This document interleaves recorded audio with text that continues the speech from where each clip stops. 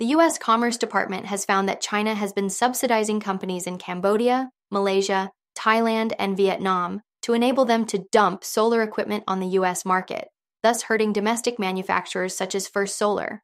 As a result, the department and the U.S. International Trade Commission will impose duties on those companies. The International Trade Commission now has until June 2nd to approve these tariffs, which, if they are imposed in June, would likely make American solar equipment cost competitive with Chinese imports, whose prices have been artificially depressed. Though not all U.S.-based solar manufacturers stand to benefit, as utilities that have been importing low-cost foreign modules will now have to pay more. The U.S. has imposed new duties on solar imports from Cambodia, Vietnam, Malaysia, and Thailand, with some rates reaching as high as 3,521%. The move is aimed at addressing government subsidies and alleged selling of exports to the U.S. at rates lower than the cost of production.